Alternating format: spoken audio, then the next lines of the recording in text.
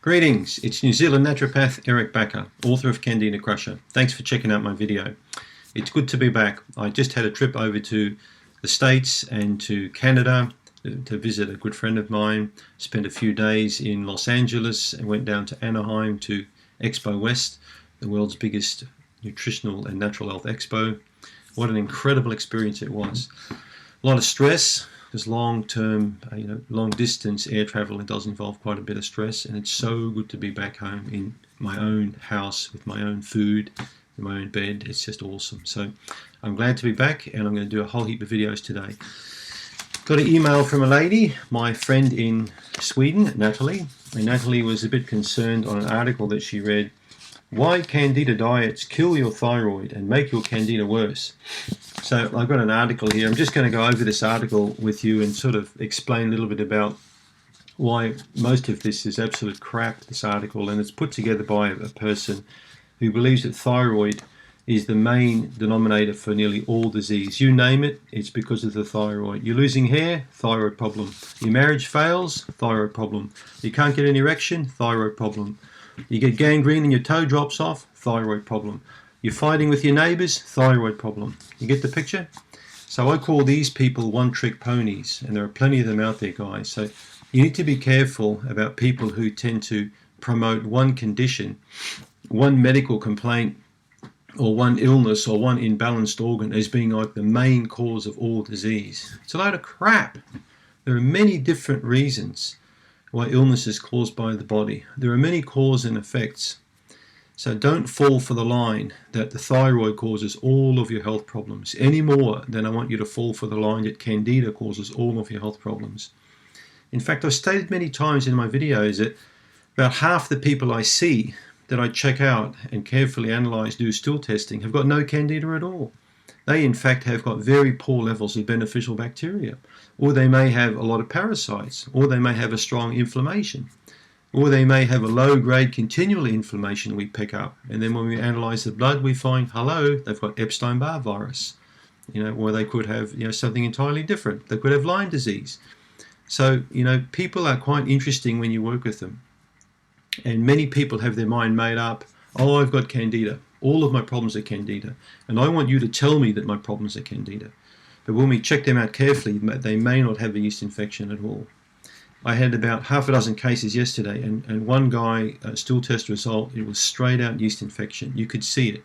He had Candida paralopsilosis, a more unusual strain. He had perfectly good levels of beneficial bacteria. We could culture the yeast in the stool. We could see tons of dead yeast in the microscopy analysis. He had no inflammation. It's a straightforward kill case. We give that guy CanXida remove for 2-3 months. He's as good to go, good as gold. That poor man had serious rectal itching and jock itch. That's going to clear up entirely. That's why I like carefully checking people out, before I make up my mind what's wrong with them. Now, let's get into this document here. Why Candida diets kill your thyroid. I mean, look at that word kill. I mean, it's already, almost like ISIS kind of territory, isn't it? So there's got a lot of dramatic words in it, this document. Your worst nightmare has just come true. After Googling your health problems for 6 hours, you must have read 27 articles that all point to one devastating condition. Then, any doubt you might have had was laid to rest after your diagnosis was confirmed by your produce stock boy at your local Whole Foods market. So he's actually ridiculing a lot of people here. That's right, you must have Candida. There's no other explanation. Why? It's not the only known health condition that is responsible. No, it's the only known health condition that is responsible for causing every single symptom and disease known to man and woman. Have digestive problems? It must be Candida. Craving sweets? Must be Candida. Well, basically, this guy does the same on his website. He's saying that every condition literally is caused by hypothyroidism. So, he says here, Candida has quite become the catch-all diagnosis for just about every symptom today. So, let's get one thing straight. You can't kill it and get rid of it forever. It's a common misconception. Candida overgrowth has a lot to do with thyroid health.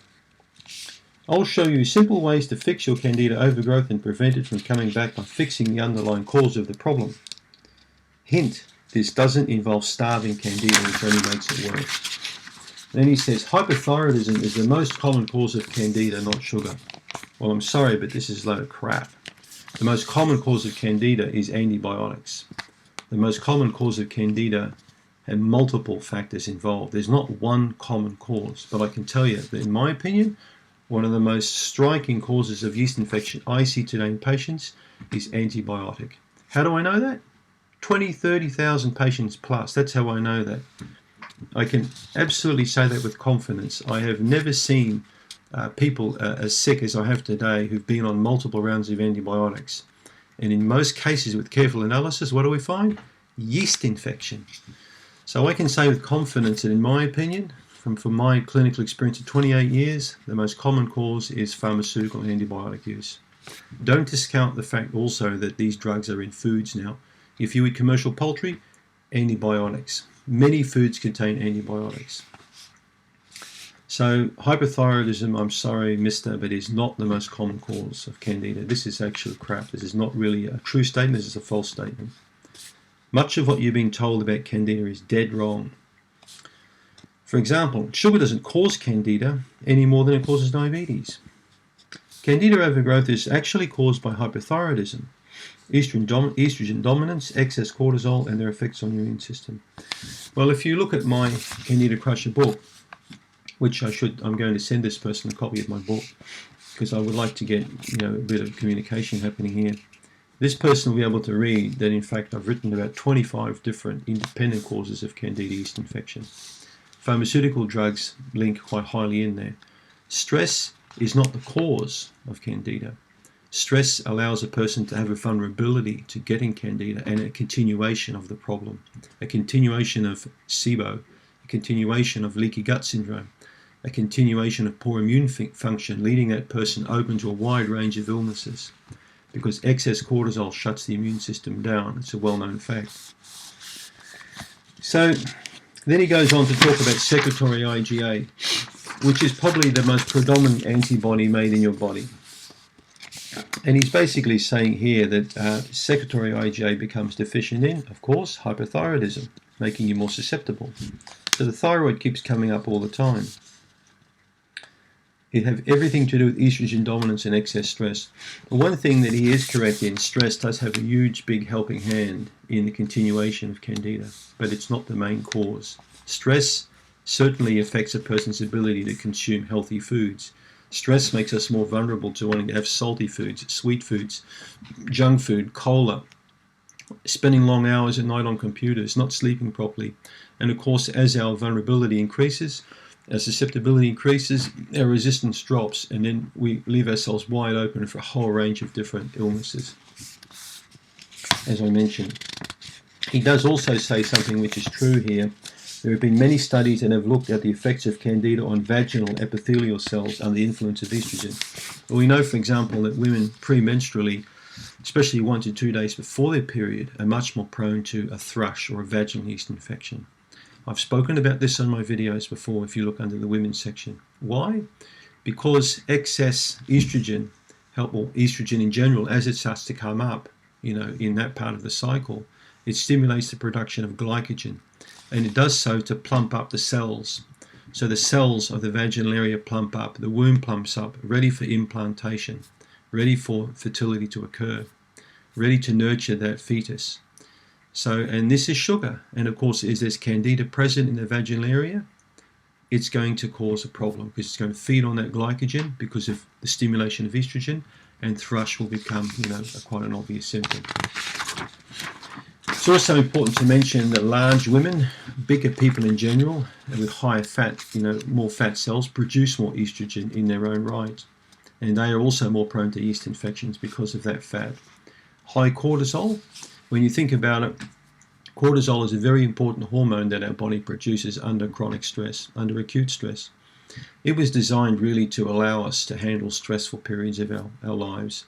A long time ago, when a person had high cortisol, they were better prepared for warfare, for famine, for natural disasters. But today, we get high cortisol because we're talking on our mobile phone. We're upset with someone. We get high cortisol when we're caught in traffic, or we get high cortisol because someone doesn't like us on Facebook or some junk like that. We get inappropriate high cortisol, and we get cortisol high for too long. So cortisol slows our metabolism down. All right, it slows it down. It allows us to preserve and maintain more body fat. And then, of course, we get that nice big fatty ring all around here. We get this big belly fat, which is common with high stress and cortisol. We get the little, bat wings on the arms. We get the fat deposition at the back here. And all these things are aimed so when there's no food around that we've got the fat stores to survive on. A bit like how bears will eat all summer and then hibernate all winter and burn off the fat. If only a fat person could do that, sleep all winter and wake up in spring like as skinny as a chicken. But it doesn't work like that, guys. So you can see what cortisol's role is. Cortisol does also suppress immune function. And this guy does mention it in his article, which is fair enough. I must give him some credence here. He does have a few good points to his article. But it's completely wrong to say that hypothyroidism is the main cause of yeast infection. He says also, Candida diets kill your thyroid health and make Candida worse. If Candida feeds on certain forms of sugar and carbohydrates, then cutting all carbohydrates out of your diet will do the trick. Restricting carbohydrates in your diet is dangerous to your thyroid health. So what he's basically saying here is that these Candida diets involve stopping all carbohydrates. Well, that is actually stupid, and nobody should stop all carbohydrates in their diet. Carbohydrates are necessary for energy. They're necessary also for good gut function. Our bacteria need to ferment carbohydrates and to grow on the residue of carbohydrates. I've never been a fan of carbohydrate restriction. You will note I talk about sourdough rye bread, for example. I talk about different types of grains and starches, Some people have got this stupid idea to take all grains, all starches out of the diet and just live on juices, kale juice and a bit of chicken and stuff like that. You can't live like that. You get sick very quick. Carbohydrate restriction is not a good idea in Candida. You will not develop a good gut microbiome with a carbohydrate restriction. So anyone who tells you to restrict carbohydrates is quite foolish, and you need to turn away or walk away from these kind of people. Without adequate carbs in your diet, bad things will happen. Well, of course they will happen. And no one's talking about taking all carbs out of the diet. Starving your Candida makes it more aggressive. Restricting carbs and starving Candida only contributes to the underlying problem. Well, this guy's quite extreme in his views with kill and starve and all these sort of strong words. And be careful when you read these kind of articles because there are plenty of them on the internet. Now, this is this person's 3 simple ways to correct Candida without killing your thyroid. Eat carrots. Carrot fiber will help absorb excess estrogen within the digestive tract, supporting healthy secretory IgA production. Let's talk a bit about secretory IgA. We didn't go into that too much because this guy doesn't really explain enough to you about IgA.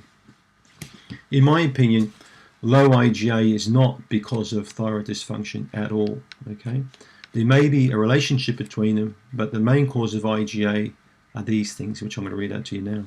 High antigenic load, people eating the wrong kind of foods, people having food allergies.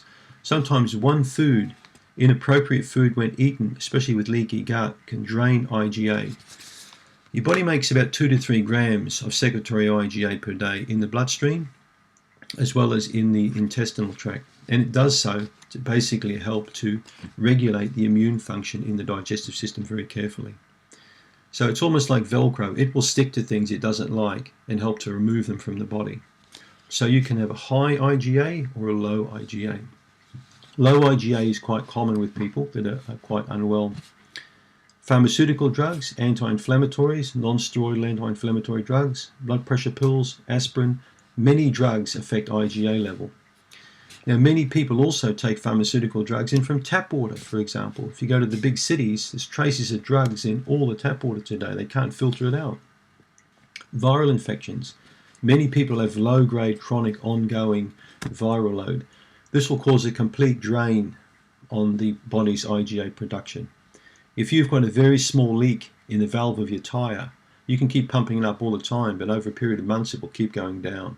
That's what we call a viral load. Okay, you can have a smoldering infection in your tonsils, the adenoid. You can have a smoldering infection in the ileocecal valve. There are different parts of the body where you could have a smoldering infection. I've spoken about this many times. You're flying across the rainforest, there's a small fire burning.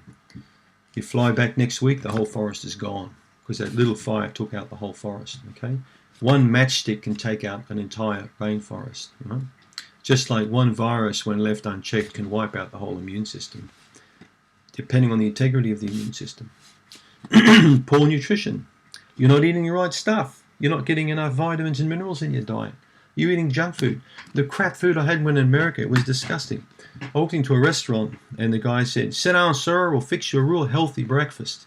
It was crap. I couldn't believe what these people were giving me to feed. I mean, I just basically couldn't eat this sort of stuff. And I said to Tracy, I'll be glad to be back home to my own vegetables and my own fruits and vegetables and the food that I've got here, fresh fish and good quality food. And if you eat crap, you feel like crap, you look like crap. Simple as that.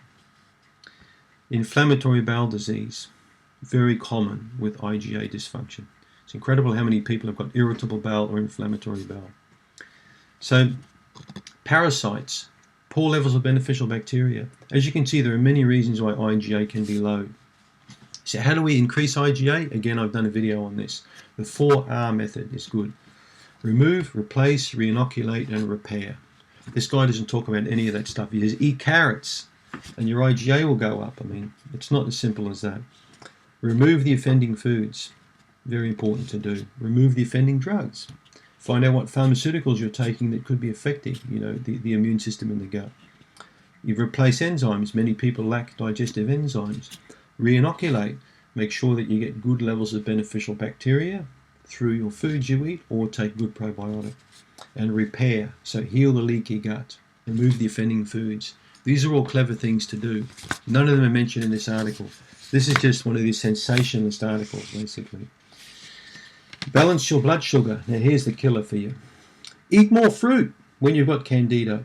It's an easy way to lower cortisol and boost your immunity. Fruits are easily digested in the upper portion of the digestive tract long before it reaches the lower portion of your digestive tract where Candida belong. Well, I'm sorry, my friend. Candida can live anywhere in the gut. This person's assuming that Candida only live in the large intestine. Candida can live in your mouth, your throat, your stomach, your pancreas, your small intestine, the whole flippin' digestive system. Eating fruit is a stupid idea with Candida. Stupid idea. All right? Too many patients over the years have shown me, purely through clinical experience, that loading up your diet with lots and lots of sweet fruits like bananas, pineapples, plums, pears, peaches, all those sort of things is a bad idea. Okay? This is playing right into the hand of a yeast infection. So I don't recommend that you do this at all. The only fruits I recommend with Candida are things like coconuts, avocados, pomegranates, basically. Some people can get away with kiwi fruit. Many fruits have got a very powerful allergenicity about them too, which means that they have a really bad effect on the person's immune system. They will lower the IgA. They will bypass through the leaky gut. They will create bloating, brain fog, gas, all these sort of problems. This person probably hasn't got a clue about all these issues because this person probably never sees any patients. So making these stupid assumptions on fruits are easily digested, okay to eat, it's dumb. You might as well say, well, have 1 or 2 glasses of cola a day because it won't affect you. Restore your secretory IgA is point 3, this person's saying here, which I do agree with.